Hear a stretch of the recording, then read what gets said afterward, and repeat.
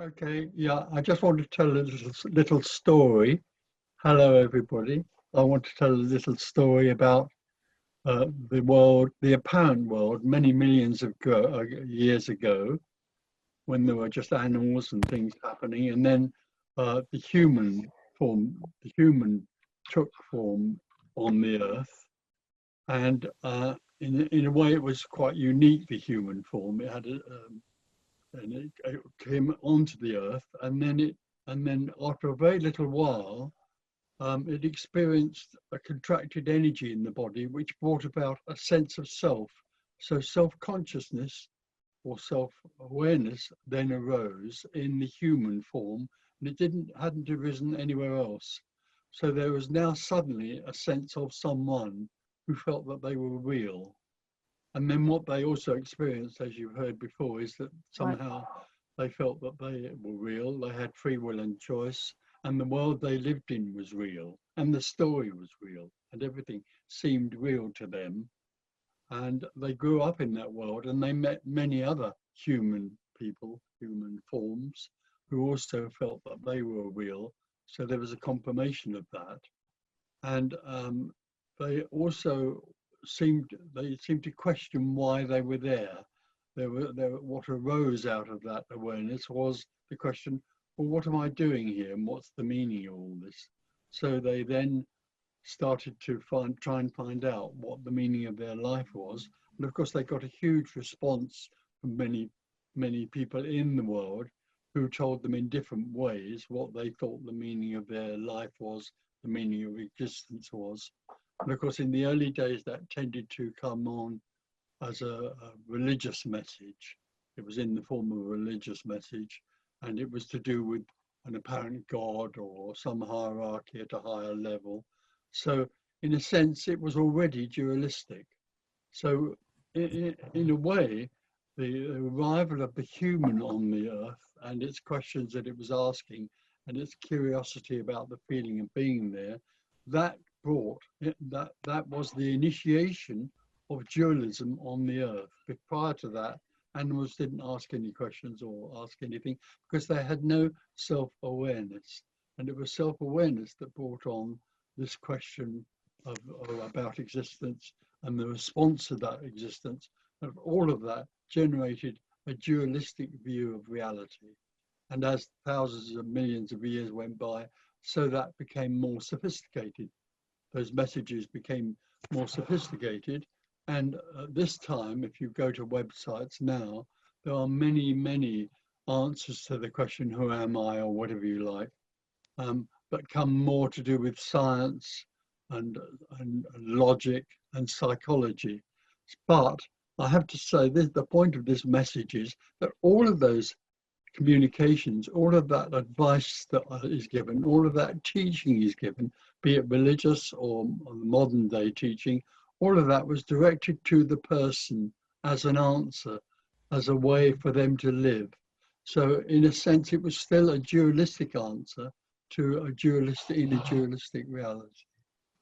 Now, what has recently happened, I feel, is that there's been a unique message now that's arisen in the very only in the last 20, 25 years, which which is completely different to the communication that's been coming from religion, psychology, and all of those communications. And it's based on the recognition that the self is illusory, totally illusory. And consequently, anything that comes out of the self is also illusory. And so any seeking that comes out of the apparent individual is obviously illusory as well, because the individual is only a dream figure. It has no meaning at all. So basically, the whole message of dualism, which is directed to the person, is what seems to be happening in the majority of cases and is the most popular message. However, this recent message, which doesn't recognize the individual as real in any way at all, doesn't give anything to the seeking energy at all. And so it's not a popular message, but it's unique. It's a unique message which has a totally different view of the whole of this reality. There are a few people that are speaking in this way, not many, a handful of people who are now communicating in this way. But as I say, it will never be a popular message. It will always be a message which somehow can be sensed in a way. It's more to do with energy. It's certainly not to do with understanding anything at all. There's nothing to understand in this message, but people get a sense of it, that there's something deeper there, so they are intrigued by it and try to follow it as best they can, or at least be available to it. Of course, in the end, the other thing about this message is it offers absolutely nothing, because it doesn't recognize there is anyone to offer anything to, and it doesn't provide any answer about the sense of there being something lost, because it sees that nothing is lost and everything is already whole. And so basically it's energetic. It is that the contracted energy, when it comes across this message, it's possible that that contracted energy will simply return to the boundless energy, which is indescribable. And if it does, and the whole sense of the me falls away, there is nothing left except nothing apparently being what's happening. So all that's left is what seems to be happening. There's no one in it that it's happening to. There's no one that knows this. There is simply nothing apparently happening. So that's the story. Thank you. So if somebody has a question, that would be fine. Okay, so Andreas, can you unmute yourself and ask your question, please? Yes, hello, here I am.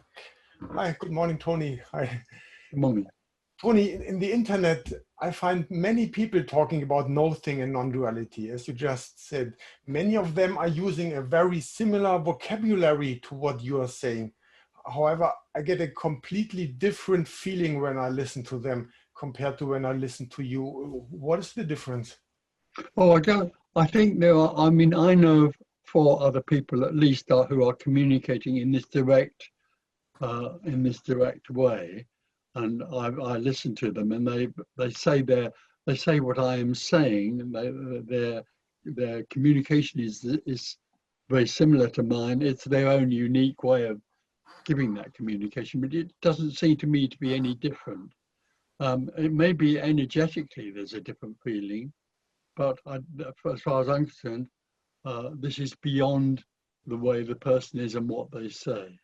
There are many, many, many people out there who are apparently talking about dualism, or sorry, non-dualism, and so on, but they are actually still communicating in a dualistic way and suggesting that there's something you can come to know or be aware of.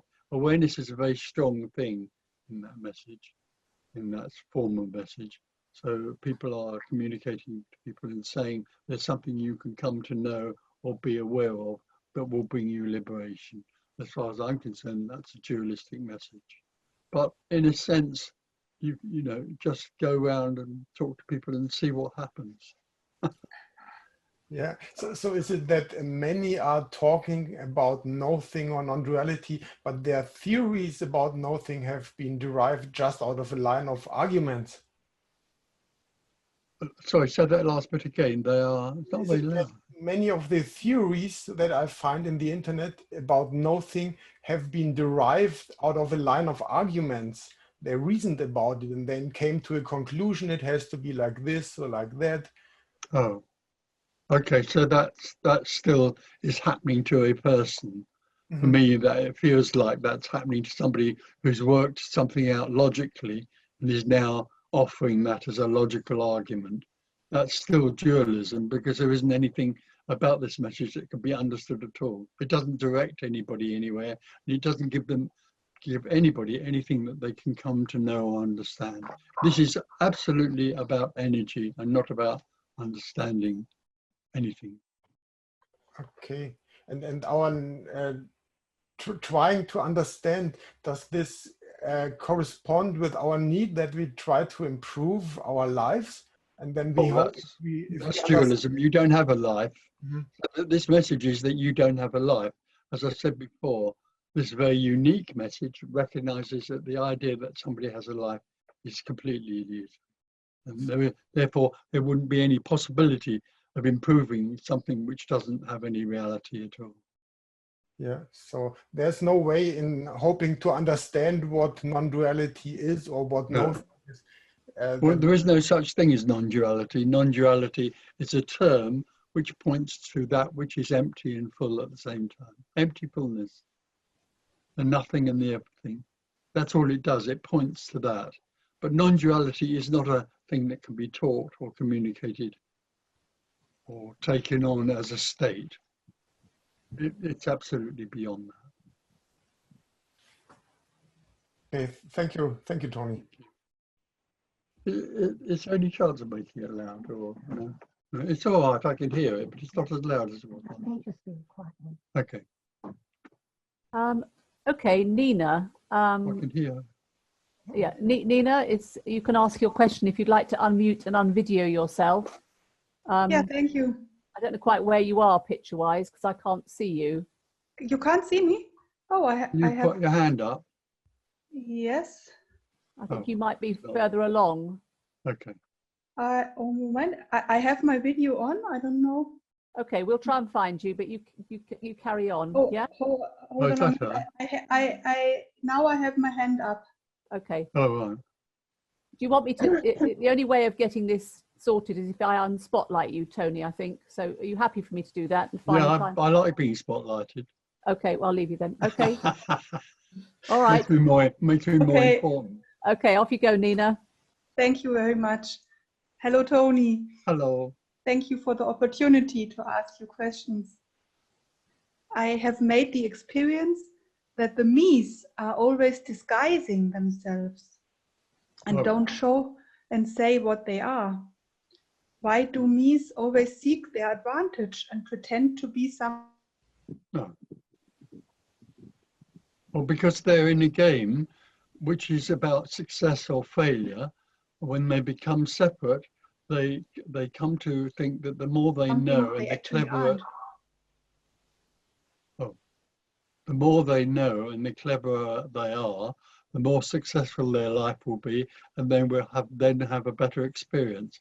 So the me, the self, plays all sorts of games in order to be successful or popular or loved or whatever you like, so that it can have a better experience of its reality, because actually really what it longs for is not to be separate, and there's nothing it can do about that, but all the time it is separate. It's always looking for a distraction of some sort. So what you see in the world are people distracting themselves by having different experiences that they think. Palle questo. Che due coglioni. Sorry, if you're not asking a question, do you think you could mute yourself? Mazzo!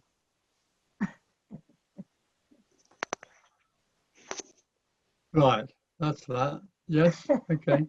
So it's just a try to feel better. The No, don't try and do. This isn't about trying to do anything. No, I mean the disguising. Is it a trial to feel better? Well, yeah, it's one of the games people play to disguise themselves so that people love them more, or whatever. It's a game. It's meaningless, and it never brings satisfaction, because the only thing that brings satisfaction to the me or the self is its own absence. Because all the time it's there, it feels separate. It's in the dream of self-awareness, self-consciousness. Okay. And when we are born, we don't have a me. No, when you're born, there's just boundless energy, and then that boundless energy, which can do anything and be anything, contracts. Apparently, that arises as a contracted energy, and that's when a feeling of an energy fills the body with a sense of a self.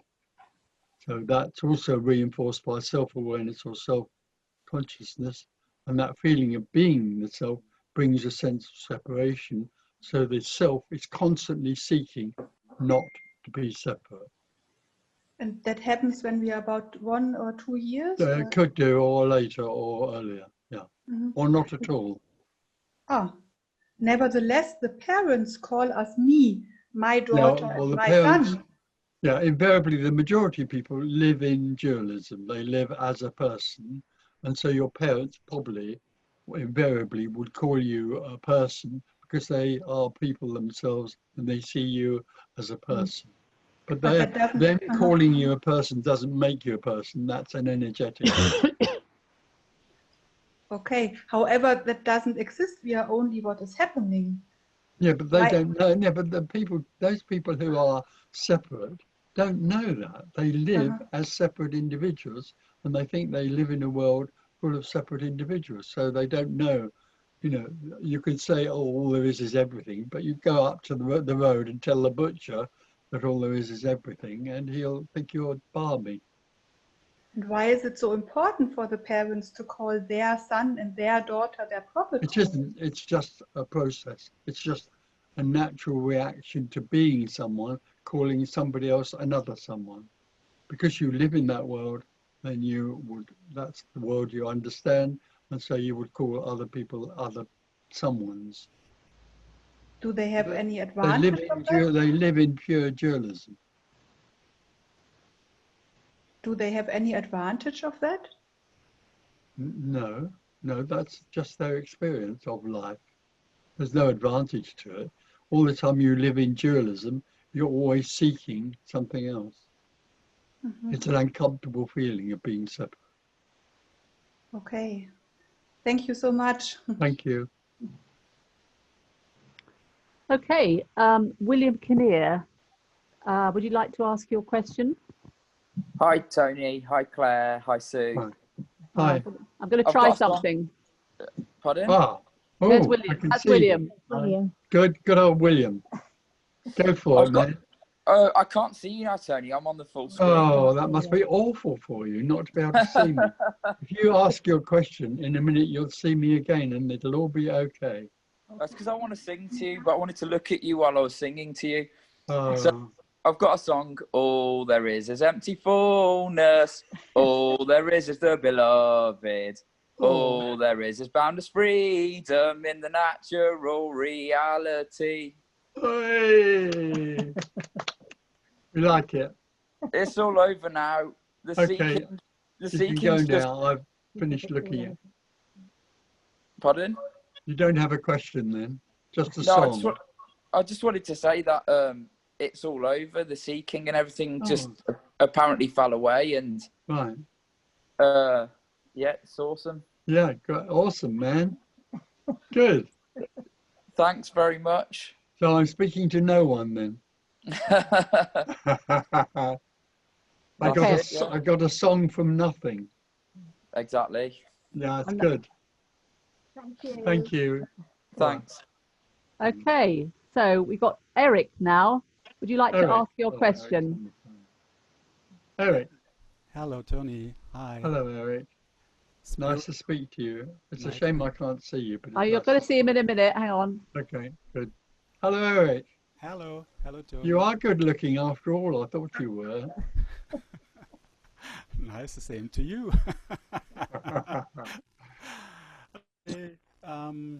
Spirituality and enlightenment are a great goal for many, and everyone certainly has different motives.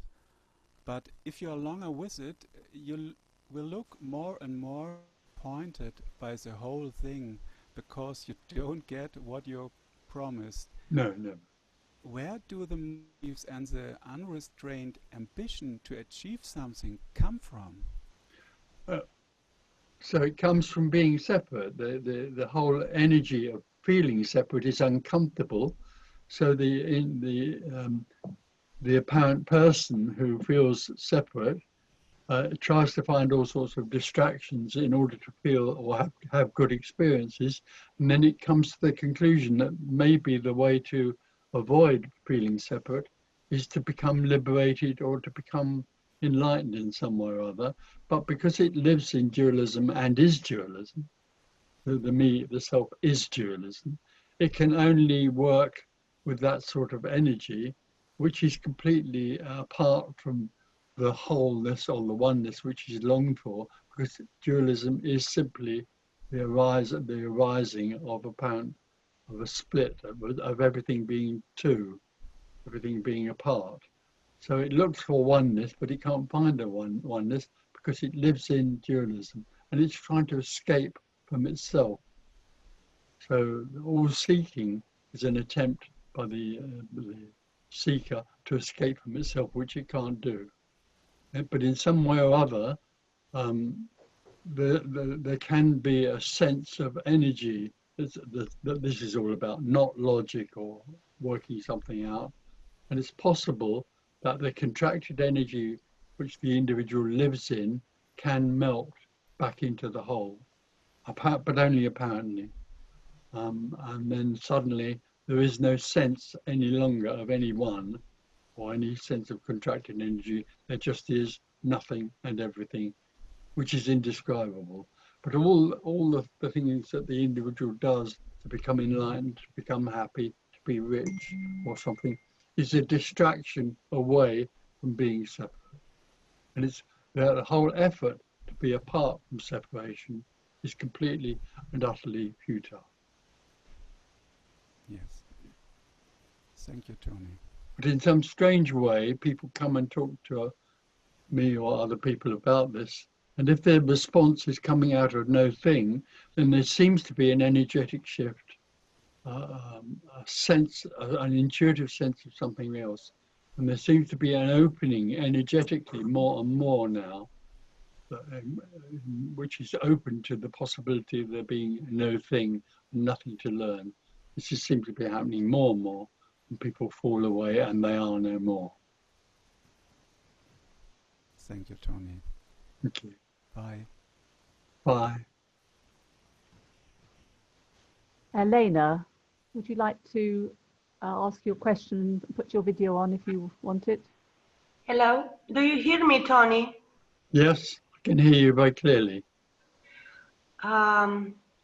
This programming we have in life, for example, victim program and solving made therapy, helps in create that openness, that readiness. Not at all. It helps to pile it over and cover it over with ideas. This is not about anything that, there's no process that can bring this about. It is simply the evacuation of that which is looking for a way to find something. When that which is looking for a way to find something suddenly simply evaporates and is no more, there is that which is longed for. The interesting thing is that when it does fall away, for some people, they confirm with me that their effort to find this and their feeling of being a separate individual was never actually real. It was never really there. And actually, in a way, you have to say that nothing fell away. But the idea that something needed to fall away maybe falls away. It's a paradox. Because in me story, I forgot. In me story, for example, this victim program creates over and over again the same experience, and it's like a dependency to. Yes, yeah. But the addiction is huge. I mean, the biggest addiction of all is me. People are addicted to being yourself and making the self happy. That's natural. Well, it's certainly understandable. There is nothing to do about it, just. There is nothing to do because nothing's actually happening. It simply is an experience of the individual that they feel separate. It's nothing arising as a feeling of separation. But there isn't anything that can be done about it. It is what's happening. All there is what seems to be happening.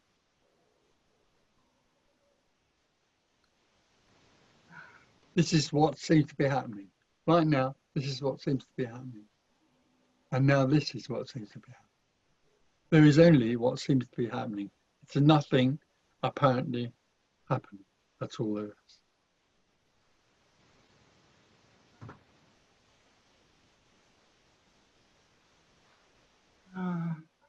Thank you very much. Thank you. Thank you.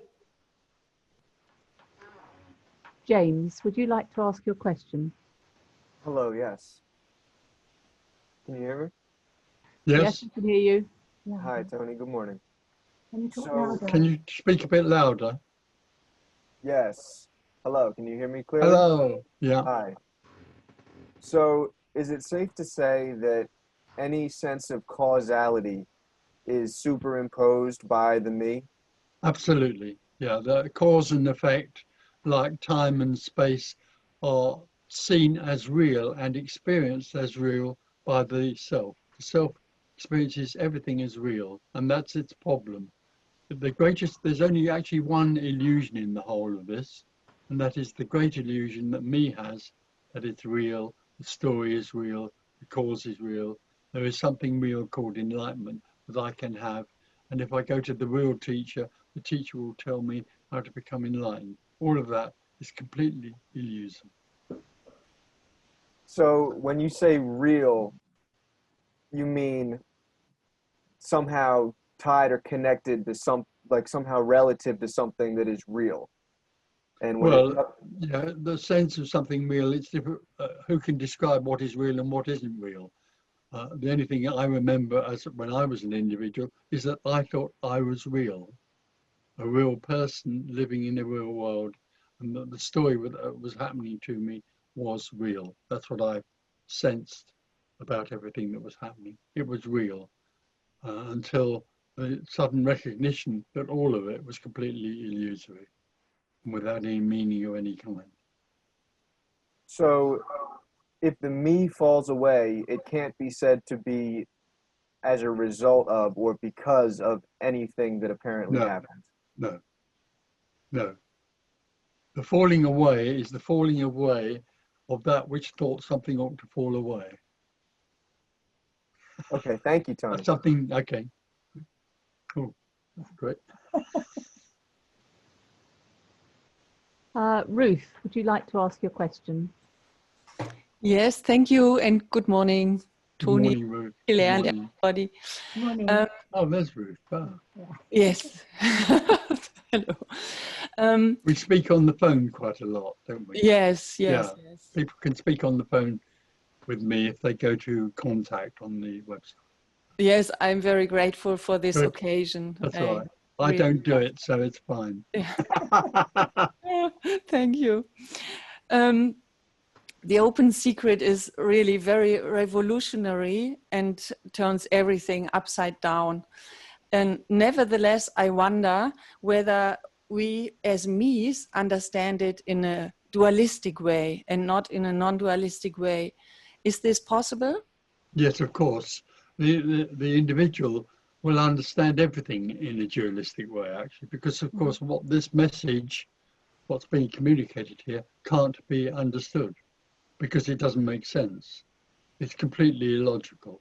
How could there be empty fullness? How could there be empty fullness? It's an impossible concept. So what is being communicated here simply can't be understood. There are some things that come out of this message which could dislodge some of the beliefs that people have about themselves and the story they live in. But that's still the falling away of an understanding and the replacement of it with another understanding. So it's still only at that level. But something else happens. Something else is happening right now. We're talking, or we are apparently talking about this, and there's something else that's energetic that is absolutely beyond what either of us are saying or thinking. And that's what this is about. That's what the message is about. It's something energetic. The contracted energy that keeps the individual in the body, very powerfully in the body as a sense of a me, seems to soften and fall away. But there's nobody that can do anything about that. Mm-hmm. So it doesn't really matter whether we get lollipops or we don't get lollipops, or whether we talk about the weather or... No. Okay, because on the energetic level, it's not dependent on words. No, not at all. It's not dependent on anything. Mm-hmm. There is contracted energy, and there's boundless energy, Mm-hmm. and that they are apparently what seems to happen. Mm-hmm. But they're not dependent on anything or any condition. Okay. They just simply are already Mm-hmm. what is. Okay. Oh, thank you. When I see traditions like Zen traditions or other schools, very often teachers encourage their disciples to give everything away, to lose everything on a voluntarily basis, like money, possessions, jobs, success, familiar connections, etc. Why is this so? Because it's based on the deluded idea that if a person, first of all, a person can choose to give anything away. That's the first illusion. The other illusion is more an Eastern illusion, the idea that if you have nothing at all, then somehow you're more ready to become enlightened or whatever. Because if you have possessions, they can distract you.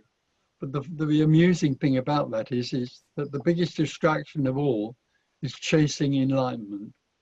So you might give everything away and be naked on a rock somewhere up on a mountain, and still you're chasing the one great treasure you want more than anything else, called enlightenment. So all of it is absolute nonsense that comes out of pure dualism.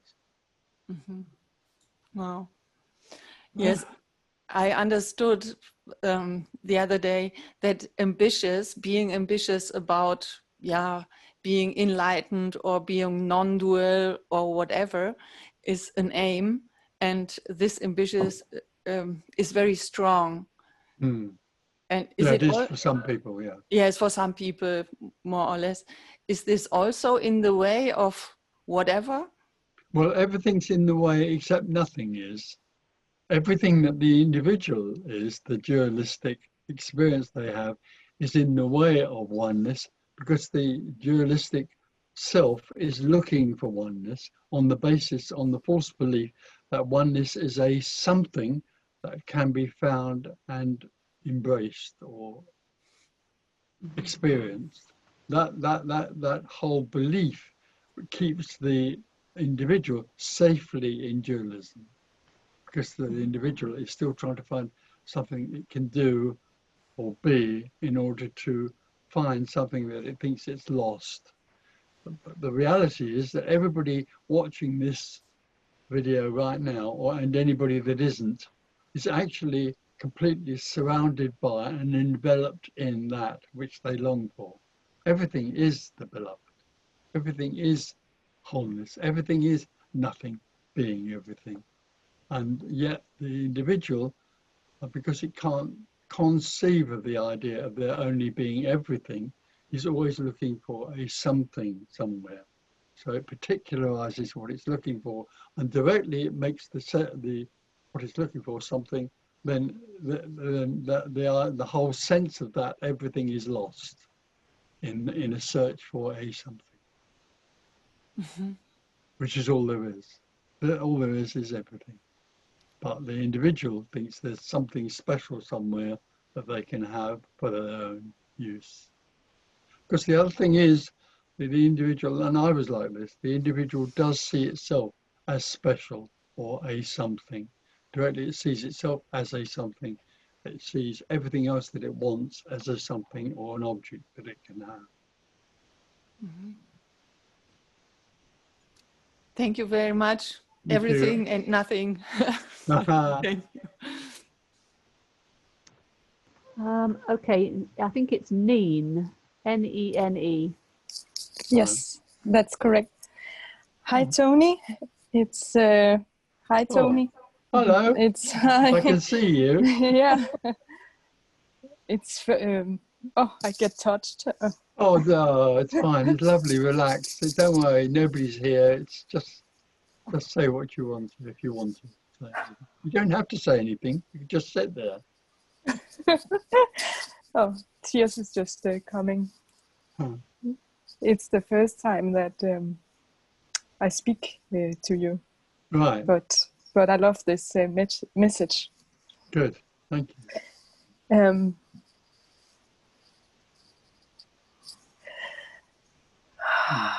It's sweet. It's fine. It's fine. There are no expectations. It's fine. Yes. So what I want to ask you is that there was some kind of seeing a couple of years ago where suddenly it was just like this person didn't exist and has never existed, and it felt so natural. It felt like, oh, of course it's like this. And the whole system with tension just fell away, like just a huge relief. And it just felt very normal, very natural, like not something ordinary in that sense, just very natural, but a huge release. And right after, the mind came very strong and contracted, very strong contraction. And that's what I sense also now, is that it's at an energetic level. There is like a huge contraction, which and now it seems like there is a person living inside, and even That's though okay. there, Yeah. So and I see this seeking to release this seeker. I know it's it's just such a paradox. Yes. Yeah. And there is just such a deep longing. Yeah. I can feel that. And all the time there's a me there, and then there's an opening, which there obviously is there to this, which is beyond me. Then the me panics and feels that it's being threatened. The me wants to survive, the self wants to survive. When the self or the me or the I is suddenly open, there's a feeling of openness into something beyond the me, then it tries its best to grab back the energy into the story again. So it can come up in all sorts of forms, depending on who you are and what you're like, which will somehow drag the apparent energy that's now seems to be open. It will drag it back into the dualistic world. This does happen. It's because the me, the self, wants to survive and recognizes somewhere that if there's an openness to this, it will suddenly not be.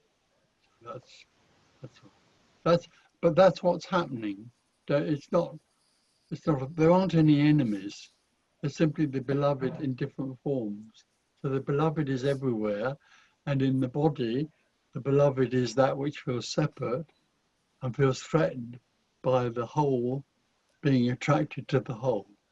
So don't worry about it. It's not. There's nothing to fear. It's just what happens. Thank you very much, Tony.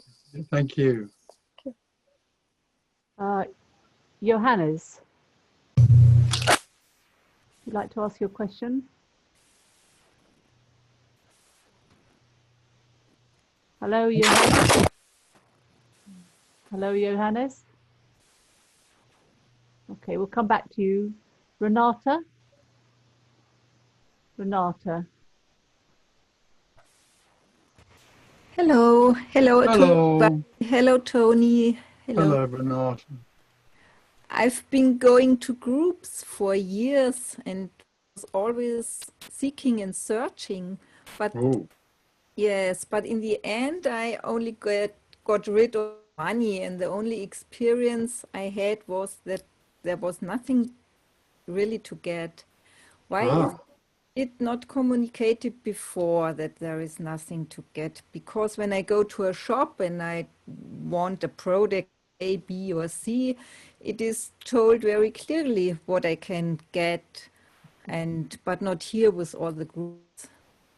Well, no. Well, this isn't really a group, but if you're in a group of people in this setting with this sort of message, it would become very apparent that there's nothing to get. In groups that are concerned about therapy or working in a certain way in order to reach a certain level, then you've got what I call spiritual lollipops on offer. There are all sorts of different things on offer for different groups. You go on the YouTube, and it's amazing how much there is that's available on offer that you can have in order to reach where you want to get to. The uniqueness of this message is that there is nothing to get. There is no one. And that is totally and utterly different to the message that you're getting. And that can often be recognized, and many people run away from that as quickly as they can in order to return to what they think, they dream they can know and do. But in some way or other, there can be a resonance with the sense that there is no one, and there is nothing, and everything is already whole. There can be a resonance with that, and some people stay and they'll come back, or they'll come on YouTube or whatever, and in some way or other the whole sense of who they are and what they are suddenly dies. But when it dies, it's recognized it was never alive, it was never real. So that which has gone away need never have gone away, because that whole thing is the end of something that was never happening. So there's nothing anybody can do about that. That's what seems to arise, or not. And there's nothing what can be done. No, there's nothing that needs to be done, because already everything is wholeness. All that's happening is somebody is coming to a meeting because they feel that everything isn't wholeness, and is there something they can do about it? All the time they think there's something they can do about not being whole, they remain unwhole. Because there is everything is already wholeness. Okay. And it's all right. There's nothing wrong with anything. There's nothing right or wrong with anything. Things happen. All there is what's happening. Okay, thank you. Thank you. So, Johannes, are you there? Johannes? Hello, can you hear me now? We can hear you. Your video's off. Do you want it to stay off? Yes. I want to ask, hello, Tony. Hello there. Hello. As I understand the open secret, the apparent me doesn't exist. Why is the me nevertheless such a fighting machine when it does not get what it wants? No, I've never ever said anything doesn't exist. I don't understand that term. Dualism is an appearance. It apparently, it rises up as an appearance. It isn't that it doesn't exist. Sorry, I said it wrong. The me is just apparently. But why is it such a fighting machine when it's not get what it wants? Well, because when directly the me takes place, directly the self arises in the young child and then grows up, it is entirely and utterly self-obsessed. And so its obsession is to survive, and it's also, its obsession is to find pleasure and avoid pain. So it's a very powerful, apparently a very powerful machine, but there isn't anybody in it. There is someone who believes they are it and that they have free will and choice. It is simply contracted energy arising in that form. And it can be powerful. It doesn't matter, because actually there isn't anything that has any power, but it can seem powerful to the individual because the individual, the self, is completely and utterly obsessed by itself. When you look at the teachings that are around about enlightenment and liberation, they are all self-obsessed teachings. All of the great religious teachings, as I talked to at the beginning, the religious and the psychological teachings that are around now, and all the advice that's being given is all totally self-obsessed. It's amazing. It's completely sure that there is someone who can find something. You go back to Christianity, Buddhism, anything you like, they are all speaking to you and saying that if you take this path or that path, you will find what you want. It's utter self-obsession. And it can't stop until it stops. And it can't fall away because actually there is nothing to stop and nothing to fall away. But in that dream, it's a very powerful dream for the self. It seems powerful. The apparent me has not even created itself. It is just a product of life, of nothing. Yeah. How can the me justify and feels entitled to be so selfish, self-centered, ruthless towards other people and demanding towards life? Oh, it can't. There is nothing that can be done, otherwise there would be a choice. It's completely self-obsessed, and that's the beginning and the end of the story.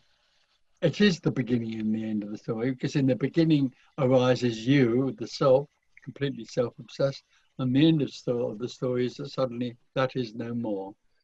All there is, what's left is so simple and awful, as far as the me is concerned. All that is left is nothing apparently happening. All that's left when it's all over is nothing apparently happening, but it can't be described. And as far as the me is concerned, it doesn't sound at all attractive. The me wants lots of different lollipops. Is it as if I, with my apparent me, live in a big self-created bubble built up by my own thoughts and actions? Yeah. Like, they're not yours. It's actually all contracted energy. There isn't a you, but there seems to be a real you. But in fact, actually, it's simply contracted energy in that form. And so there are 8 billion bubbles here on this planet, keep colliding with each other. But it has no meaning or purpose, so it's all right. It's what's happening. It's nothing happening. There isn't anything going anywhere. The world isn't going to a better place because there isn't a better place and there isn't a world. All there is what seems to be happening. The whole idea that if we do this and if we do that, it'll be a better world or my life will be better is completely illusory. There isn't anything happening. There's nothing happening. If life just happen and the me does does not really exist, why does the me keep trying to change things the way it wants and cannot trust life? Because it's self-obsessed and it's looking for pleasure and avoiding pain. It's very simple. Okay, so. Lovely to talk to you. Thank you.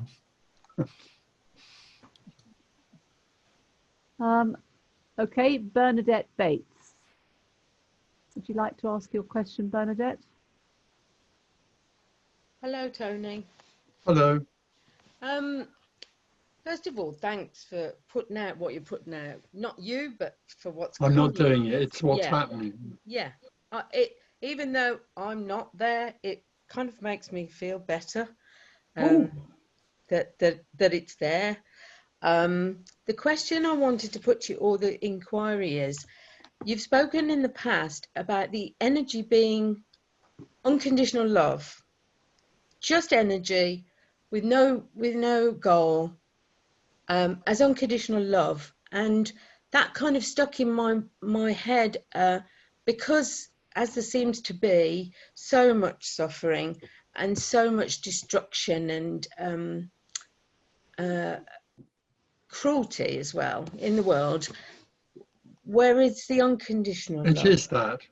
It is in the cruelty, in the ugliness, in the beauty, in the everything. That is unconditional love, which can't be conceived of.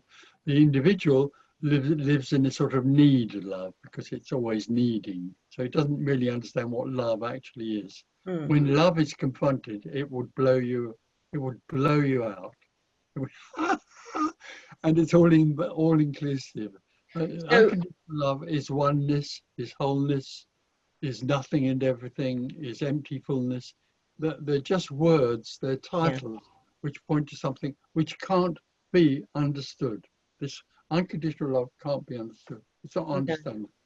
I suppose what's happening in my head is that I'm equating it with what I, who is still a person in separation, think of as love. And it doesn't equate at all. No. Okay. The dualistic idea of love is not love, it's need. Yeah. The individual who is separate lives in constant need, the need to be loved or to love, but it doesn't really understand what that love, that unconditional love is. It's this, you're living in it. Everything you're doing, this screen, everything in the room is that unconditional love. Yeah, I hear it and I love it, but I don't feel it.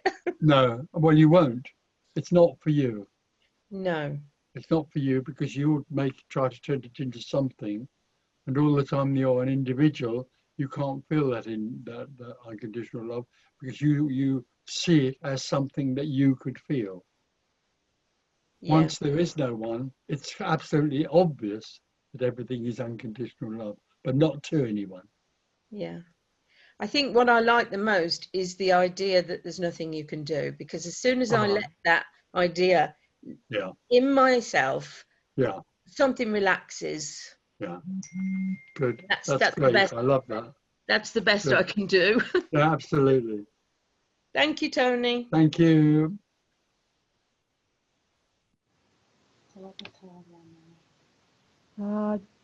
John Gerhardy. John Good. Gerhardy. Hello? Hello, John. Hello, Tony.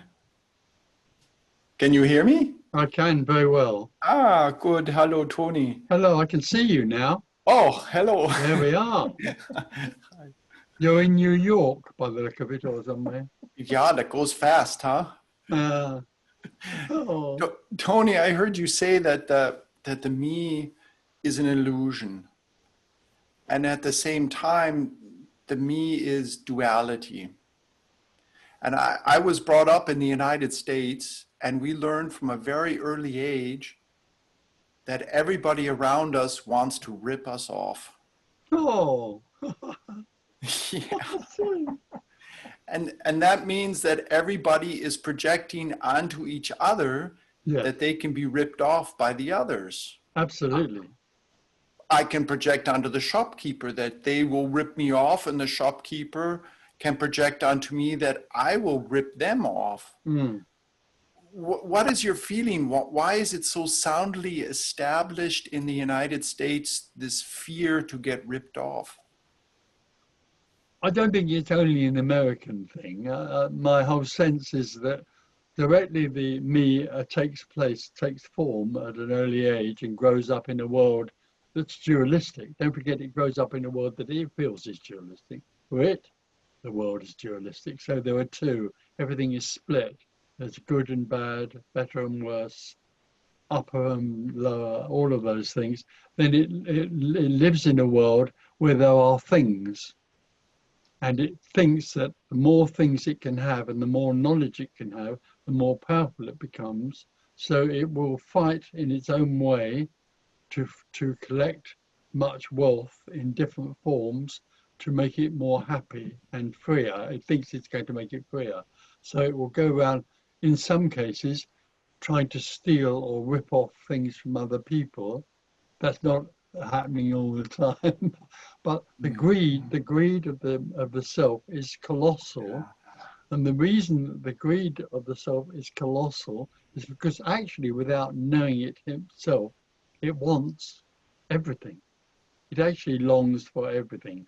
It can't conceive of everything, but actually it goes on collecting many, many different things to make them as much as possible in the subconscious belief that the more it has, the more powerful or happy it will be. And if it can have everything, it'll be absolutely happy. So even subconsciously, there's a sense in the self that maybe enlightenment or liberation would bring me everything. So I will try to achieve that. But the great problem, the impossibility of that concept is that they turn the self turns the enlightenment or liberation or much wealth into a something that it can have for itself. And even wealth, although it may have huge wealth, it never really has huge wealth because again, huge wealth is an abstract quality. It doesn't really have any power of any kind, as is learnt by many rich people. But as far as enlightenment or liberation is concerned, that it's turned into something that the individual can have because it suspects that it might be able to have everything if it becomes enlightened. And that again is an illusion, that the individual has free will and choice to have enlightenment. And enlightenment is something that it can find somewhere and take home and put in its locker. So it's hope. The situation for the seeker is absolutely divinely, wonderfully hopeless. I heard you say that everything is resonance. No. A couple of people have misunderstood that. It isn't that everything is a resonance. It is that everything is already nothing, which can't be comprehended. But when people hear this message, some people hear this message, although they want something, still want something, they get a sense, an intuitive sense, that this message is absolutely not about them or seeking of any kind. And this rings a bell. I don't know whether that's an expression in America. Yes. It rings a bell inside somewhere. And inside somewhere, there's a resonance, which is like an intuitive feeling that this is absolutely beyond any sort of seeking. So resonance for me comes and goes. And it's not anybody that has resonance. It simply is an energy like the intuition that comes and goes. Okay, then everything just happens. Everything, you're bang on, man. Resonance. Everything is all there is. Everything is what happens. And resonance may happen or it may not. Okay, then if everything just happens, then of course all the teachings and the gurus and the masters and the searchers and seeking are kidding themselves because they think that through some offer they can become enlightened or become special, a loved one or whatever, and believe I'm out of this duality. But as I understand you, that's not possible because no, it's the great illusion. Everything just happens. If everything just happens, does that mean that nobody is real? And that absolutely, there isn't anything. There is not only nobody, but nothing is real. Everything is an appearance of nothing. Everything is an appearance of nothing seemingly happening. What is happening right now, this guy here sitting here talking to you, is not anyone or anything. It is nothing appearing to happen. It's an appearance. It's not real. There's nothing that's real. Everything is nothing. Okay, thank you. It's a mystery. You can't get it. You're never going to get this. You don't need to get it because it already is. You are that. This is that. You don't need to get anything at all. You're sitting in it. You're living it. Everything is that. Don't try and turn it into a something. Let it be there. It's just there. Whee! Okay, thank you. Thank you. Okay, Joy, would you like to ask your question? Joy? Joy there at all? Yes, but I don't know if it's me. Well, I guess. Okay, Joy. But then it's not you, there's no you. There's no you. I had no question, but I was, when Nene asked her question, no, there was somebody else, and we were talking about it's all energetic. Oh, I forgot it. That's all right, don't mind. I forgot it. Nothing matters. I forgot it. Oh yes, I know. Then it means that when it's all energetic, you can't go talking with the neighbor or with, you have to talk with you. No, and others. There are also a handful of others you can talk to. They're not as good looking as me, but they're good. They are. No, I'm not the only one that you can talk to this stuff. No, but I mean, then the energetic thing happens when Ah, you have your you have no, to no, it's not my energy. No, this energy has nothing to do with me. You could leave near here now and go and live in Tanganyika in a tent for the rest of your life, and all of this can happen. No, I Because in Tanganyika in a tent, there is only oneness. This energy has nothing to do with anyone at all. So talking to me doesn't make any difference. no, not you as you, but there is a difference because I was with Yuji Krishnamurti.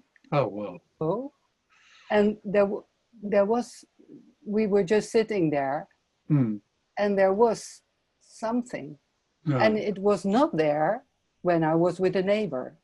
Okay, well, if you're talking to nothing, which is what you're doing at the moment, nothing, just responding, very ordinary and normal, then in a sense there can be a feeling of an energy that's sort of boundless, but it isn't connected with a body.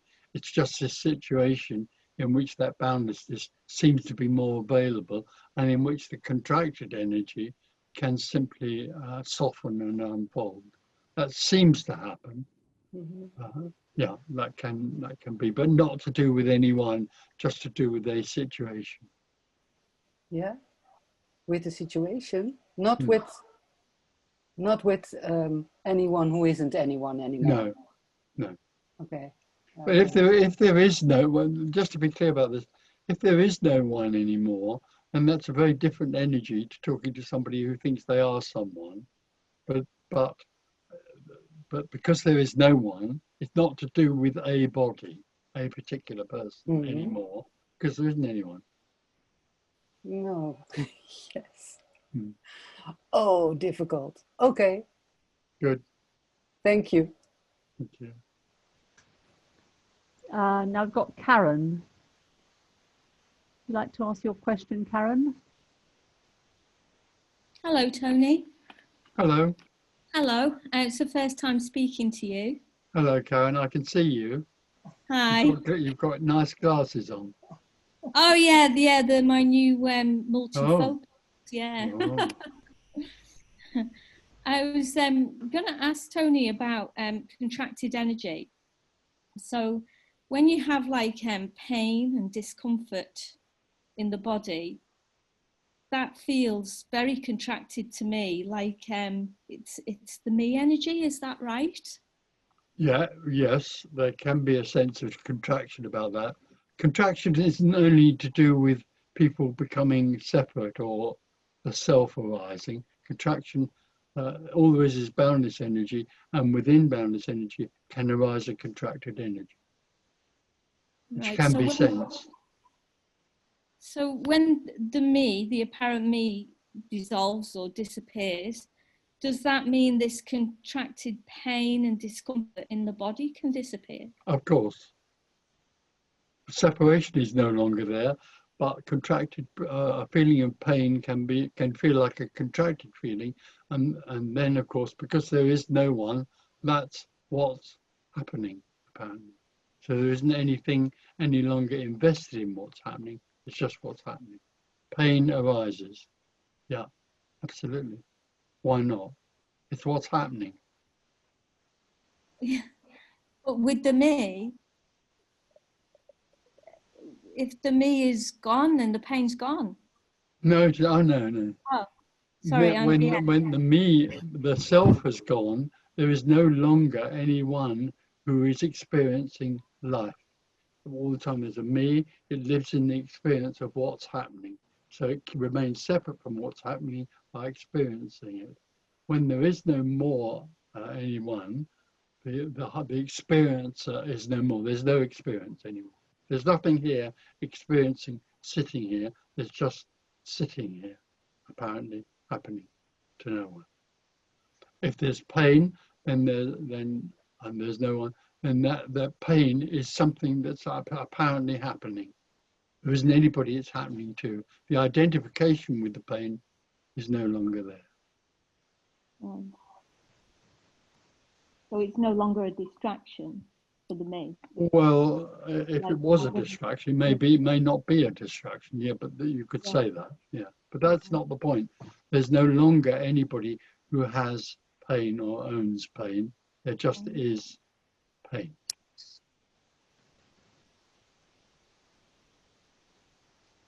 Thank you, Tony. All there is what happens, apparently. When there is no one, all there is what's apparently happening.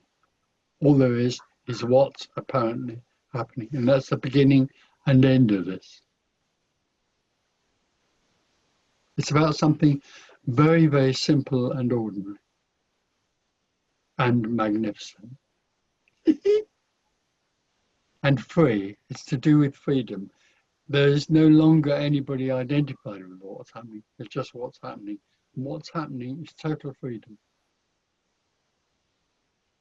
It can't be, I can't, you can't. It can't be described. If it could be described, it could be taught. It's a mystery.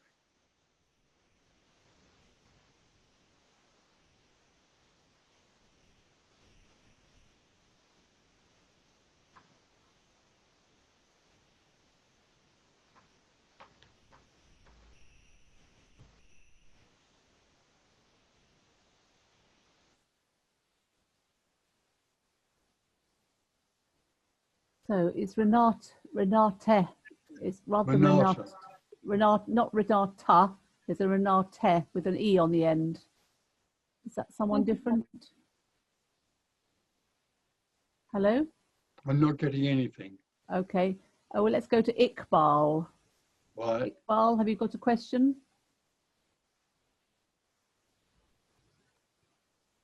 Hello, Iqbal. All right. Noel Lynham. Noel Lynham. Hello. Hello there. Hello. Hello. Helen. This is Dee. I'm with Noel. All right. Hi, Dean. Hi. Dean. I know. Well, he can see me. Yeah. Right. Tony, you've probably answered my questions already, even this morning.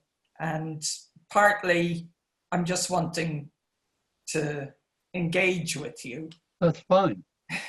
Absolutely. Even though I know I'm just looking for something. Well, yeah, but you can't do anything about looking for something. Yeah. All the time there's a self, it's looking for something. And that's not right or wrong. It's what's happening. All there is what's happening. Okay. Now, I'll try ask. I've written down a few questions, but I'll just see what happens when I ask them. So,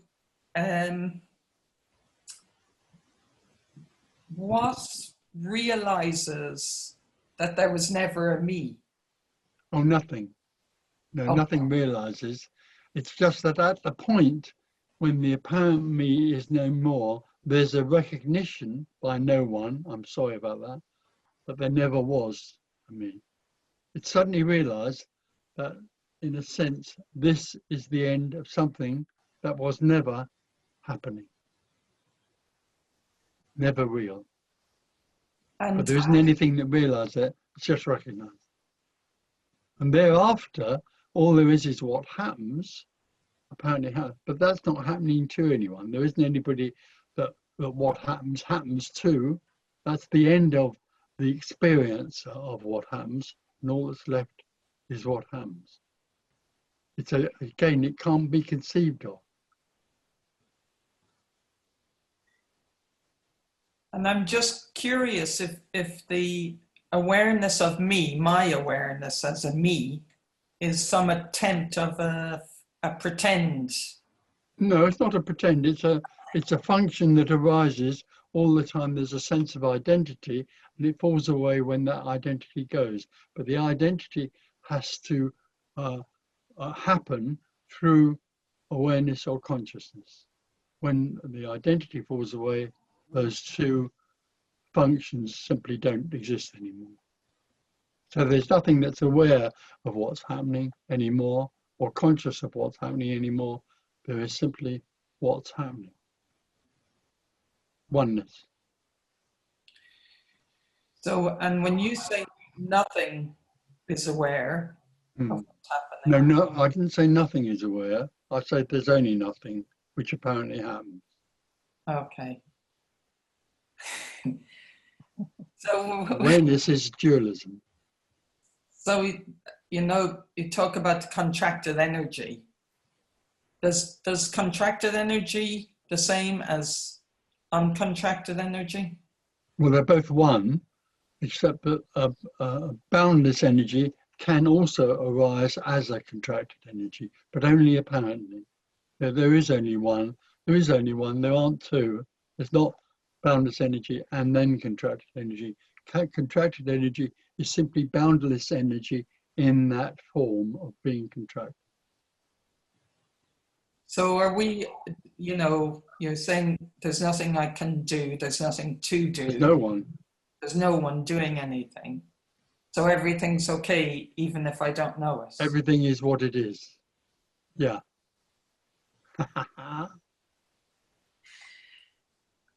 Okay. The other thing is I'm listening to you and my mind is going empty, but I'm still, you know, contracted energy. I just think of, say, if something's cold, it can get a bit contracted. And if you heat it up, it can loosen a bit. So yes. Is there any chance of heating up the contraction? Oh, sweetheart. What you want is a spiritual heater. We could go and buy one in Smith's or somewhere. Or get two. Yeah. Or maybe you have to go to India to find a spiritual heater, and it will be sold to you by a man with a very long beard and a goatee thing. It's just sweet. The mind is amazing. Coldness, warmth, heat, whatever is what's happening. You're already there. You don't have to go anywhere or heat anything up. There is only what's happening already. Right now, where you are, is the beloved. It's what's apparently happening. It will go on and on forever, although there is no such thing as time. Wherever you go after this meeting, when you go and have a cup of tea, it's what's happening. It's the beloved. It never came and it never went away, because it's all there is.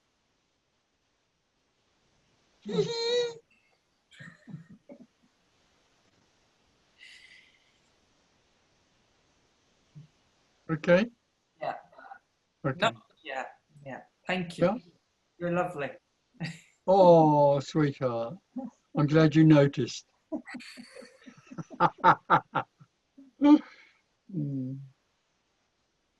Okay, Henrik Beck. Henrik Beck. Okay. Hello, Henrik. Have you got a question, Henrik?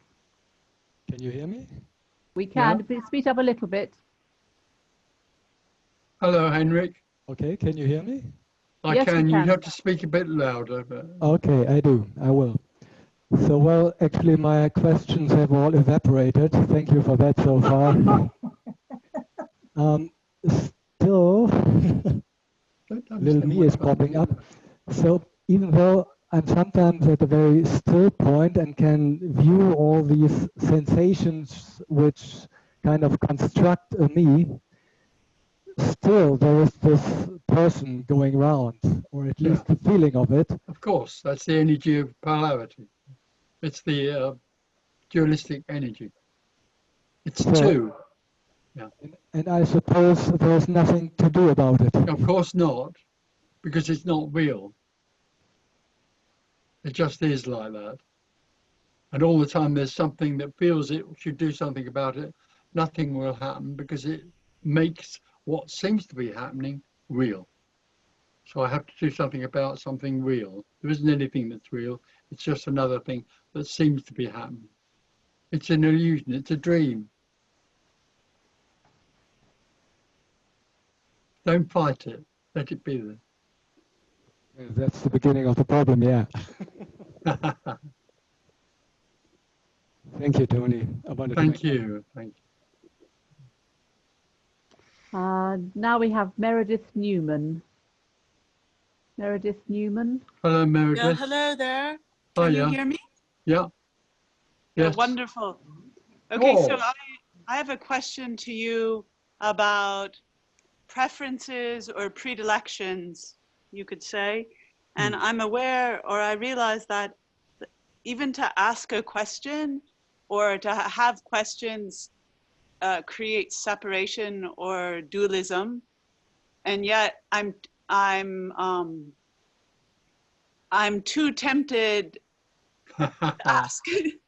Anyway, so but this is why I want to ask is that even if I increasingly feel able or just happy to relinquish the me that I have been all these years, I still have a question about the preferences that a seeming individual expresses in terms of just how they are in existence. You know, like for instance, okay, so like you have, like you're very humorous, you're jolly, it comes across. Okay, that's, you've probably always been that way, I presume. I'm a certain way. And even though I know that ultimately it's probably not important, and yet at the same time, because what begs the question for me, other than curiosity, is that, like, I'm mother to many children. Each one is so unique and different. Their unique expressions are phenomenal. Like, how is it possible? Same family, same upbringing, and yet, and I used to explain it, like when I was younger, I would say, well, this is, you know, this is karma. Their past life informed it. You know, now I don't use that explanation. I because karma implies time, and I'm not so interested in time, right? So how do I? So the funny thing is I can relinquish myself, but it's harder for me to relinquish my children. Isn't that so funny? Yeah, okay, so I don't know what you mean by relinquishing. There is nothing that you can do because there is no one and there's no free will and choice, but predilections and characteristics are built into the DNA before the child is born. Okay. After it's born, it then jumps into the separate world and takes on all sorts of conditioning ideas about who it is and what the world is, but basically it's got that character built into its body before it's born. So all the different, and you're absolutely right, everyone is uniquely different, and that's because the body, mind, organism, before it's born, takes on that form and then is born with that form. None of it matters, none of it means anything. Exactly, and that I increasingly have peace with, that it doesn't matter, but at the same time, my observations, while they need not matter, they're still there. I watch a child from the very beginning grow up a certain way, you know, and so anyway, so you're just saying that essentially it's genetic. Yeah, absolutely. Yeah. Okay. It's built into us, and we are like that. Absolutely. Okay, but at the same time, and maybe I don't know so much about genetics, or I'm not a scientist per se. However, at the same time, like I'm just going to use your joyfulness as an example. Is joy genetic? Is joy genetic? It's in the physiology that this body is like that. And if there's anybody in there or not, that doesn't make any difference. If there was a me or self in there, it might cover over or make use of those qualities. But once it's not there anymore, those qualities are all there is. And I have to say something else. There are quite a few people now who are dying. In other words, their whole illusion of being the self is no more. That's happening more and more at this time. because of the energy that's around at this time. And what's interesting is when the me falls away, the characteristics of the person are more so. Yeah. They're freer. They're sort of naturally freer. Yeah, which is kind of wonderful because because it's just freedom, right? Yeah, absolutely. There's nothing, you know, we grow up and we're conditioned and we're told the way we should be and we shouldn't be. So we might inhibit the way we naturally are often. When that falls away, yes. When that teacher or that person or that idea that we are a person who should behave in a certain way, when that falls away, all there is freedom. And in that freedom, the way we are, the natural way in our physiology we are, simply is free to be. Yeah, I can appreciate that, and I love the simplicity of that explanation, and yet I still, though, aside from DNA or genetics or, you know, these tendencies that we have, is that I still, like for instance, in my own seeming life, the preferences that I have are also beyond character, like they're for particular places. Like for instance, I've lived in South Asia for many years, although I am not born here, right? Yeah. You know, like I love this place. Like where I was born, did I love it? No, right? It was nothing to me. Only when I got to the subcontinent did something quicken inside, and it wasn't because, oh, I'm in love with. Yeah, but you don't know what that quickening is. That quickening could be something in your DNA, in your physiology, which lights up in certain circumstances. Which lights up in what? In certain circumstances, or is attracted to certain things. Oh, I see. It doesn't matter. Nothing does. I know. It's all the like I said at the very beginning, the funny thing about questions is that actually all questions are moot, you know, and yet at the same time, one has these little snags in this ultimate final comprehension, which I know is actually not even intellectual. So it's almost indulgent to even ask the question. And yet there aren't any snags. All there is what's apparently happening. Yeah. All there is what's apparently happening. And it's completely, wonderfully without meaning or purpose. That's why it's utterly free. Well, what before you gave your explanation, the way that I sort of termed or I answered my own question to myself was to borrow from the title of your essay of Unknowable Wonder, is that everything is sort of that, and yet I also know that because I just have these observations, and sometimes it's like you don't know what to do with it, you know? No, don't do anything with it. It's what's happening. Who wants to do anything with anything? I know. It's habit. It's habit. It's so foolish. And I know it's not even foolish, but I have to say that whether the proclivities that are built into my individual system, when I speak to you, which I've on these Zoom things, I have a few times asked you a question and watched a few times your YouTube things, is that there is a resonance, and I am not trying to identify with you, Tony, an individual, whereas I can watch somebody else, zero resonance, you know, like you just like turn it off after 30 seconds. You don't even want to hear that person's voice. They could be saying the most brilliant thing, but what I find so wonderful is when you discover something wherein there is resonance. It could be a piece of music, it could be a painting, it could be a person, you know? That's what's happening, sweetheart. I know, and that's my long-winded way of saying thank you. Oh. Anyway, it's a joy, and I really appreciate your joy. It's very contagious. Thank you very much. Okay, take good care. Thank you so Thank you. much. Okay, bye-bye. Bye. So Jerry Pike. Jerry Pike, you there, Jerry, to ask your question? I'm here. Hi, Tony. Hello. I wanted to ask you, it's in and around God, but bad word, you know, it's almost over. Yeah. No, it's not. It's all right. I don't mind God as long as it doesn't get in the way.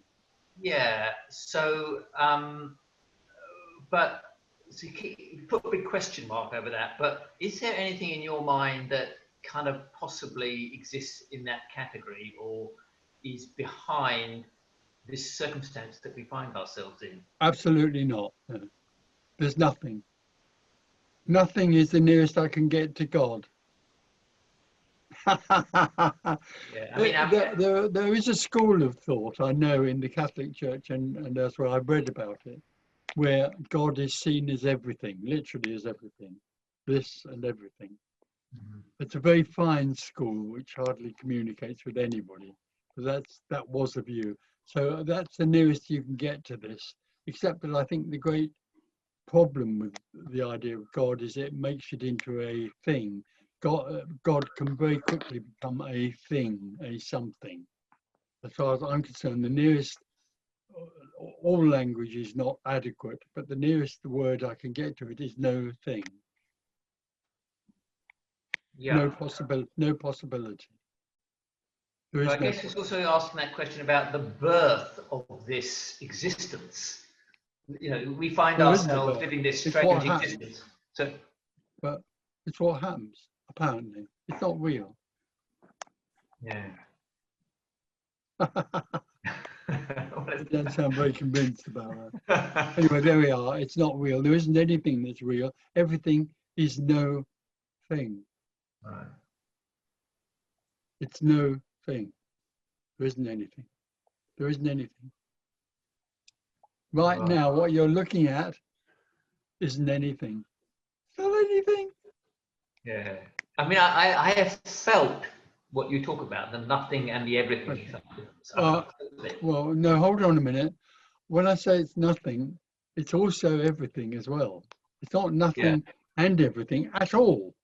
That doesn't get off the ground. This is nothing as everything.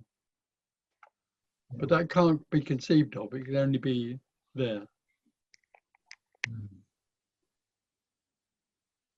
And there's no creation, of course. Right. What else do you feel about God that you might tie up with what we're saying here? Well, I feel that I must be somehow related to it. You know, whatever that God. question mark is, if there is a thing, I am part of it. But you are nothing. You are only no thing. How does that feel? Well, I'm relaxed about that actually. But I felt it. I do feel that. I feel that really I don't care what I am. I don't care. Yeah. But I do find, obviously, I mean, this experience, this constant experience that is propelled to question and search and right. Okay. And, try to get behind it. That's what's happening. Yeah, that's fine. Yeah. No, I hear what you say. It's fine. I get the feeling that your God is my nothing.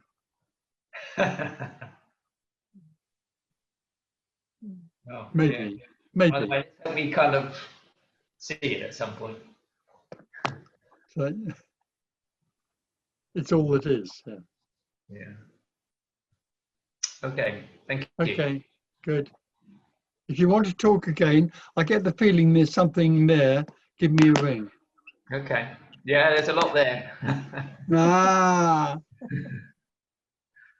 Tony, it's 12 o'clock, but we've got about 5 more questions. I don't know what you want to do. How do you feel? Well, let's try a few, or 3 or something, and see what happens. Okay. So the next person is Joan, Jone. Right. Are you there, Joan? You're okay. Yeah. Anybody there called Joan? Or Yon? Okay, that's simple. Ruth. Try the next one. Yeah, Ruth. Ruth. Hi, do you hear me? Hi. Hello, Ruth. We got you. Yes. Yes. Do you hear me? Yeah, we do. Yeah. Hi, Ruth. Hi, Tony. Tony, I have a question. My English is not so good. Sorry for that. That's all right. Don't mind. When this openness is here, this I call, yes, it's so open. And when this openness is here, there is no relating to something. No, there's no relationship. As No. you have? No? Yeah, I don't have relationship. Relationship is dualism, 1, 2. There is only one. Okay. Yeah. He's not knowing. There is so much not knowing. As everything, not knowing. Absolutely. Not knowing. Not knowing. No. When somebody says in this openness, when somebody says to me, "This is a chair," and I say, "Yes." No. If you say this is a chair, it's a chair, but I don't relate. No. At the moment. It's nothing chairing. Yeah. It's no thing chairing. And this is exactly what you experience. Is this the? Well, I don't know. Oh no, there's no experience. There's nothing here that experiences anything. I know. Yeah, I know. It is what is. But this not knowing, that is so strange for Ruth, for the person. It's so strange. It is, yeah. For the individual, it's strange because the individual grows up trying to know and thinks that knowing will bring it something. There's nothing to know. Yeah, there is not knowing, not knowing. Yeah. And it's change, here it's change, yeah? This is not knowing, and then on the other day, Ruth is there and she asked how to earn money because there's no job or something, yes? But that's all what's happening. That is what's happening at this time. Apparently. Mm. Mm. That's all there is. All there is what's happening. Oh, yeah. Uh-huh. Okay. Yeah, okay, thank you. Simon or Simone McDowell, I think it is. Simone McDonald. Hiya. You there, Simone? Hello. Hi, No, yes, sorry. Oh. Sorry. Hi. Hi. Hi. 1 second. So essentially, no thing appears as a hand, a thought, as everything, basically. So it's also appearing as me and I. Is that absolutely. right? Absolutely. Okay. So why is it that the me or the I is described as a mirage, a false reality, an illusion, and a dream? Because it's very. Sorry. It's all right. It's very apparent when there is no I, that the I, the self, or the me are a dreamt illusion, which sees everything as real. It lives in that dream because it talks and sees and experiences everything is real. That's why it's seen here. Okay. But is that illusion a function of its appearance, let's say? Yeah, absolutely. Okay. So even though other things that appear, or let's say things, that are described as an appearance and not an illusion, and actual fact, they essentially are all the same substance. Sorry, I've kind of lost my track of thinking here, but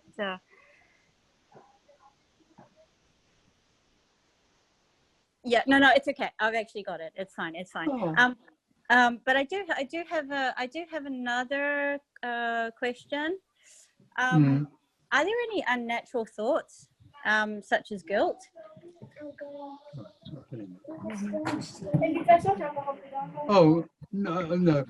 Invariably, when there is no one, those sort of feelings wouldn't come up, but it wouldn't, because there isn't anybody that's guilty. Anger can arise if it helps, sadness, but guilt wouldn't arise. I guess. Right. But is guilt something that's not part of the natural reality? Well, it can arise as an energy because there is only everything. So in the whole, in the world, guilt arises, jealousy arises, but there's no longer any personal, anything personal that happens because there is no person. Okay. Yes. I got it. This is very difficult to describe, but in a way, when it's all over, all that's left is no thing apparently happening. I think you need to think about that. That's very strange. There's nobody left. There is only no thing apparently happening. And you can then or you could then say that if there's nothing apparently happening, then guilt can happen. But what people do is personalize it. There is no one anymore. There is simply no thing apparently happening, in which anything can arise and it doesn't matter because nothing matters. Okay. And when it's recognized that it never happened, is that then? Oh no. There isn't a recognition that it never happens. It's just that nothing apparently happens, and there's nothing that's associated with it or identified with it. Okay, but when it drops away, is it sort of? It's almost as if the no thing recognizes its own capabilities. Is no, that? Not at all. There aren't any. No, not at all. There aren't any. All there is no thing apparently happening, including nothing happening. Yeah.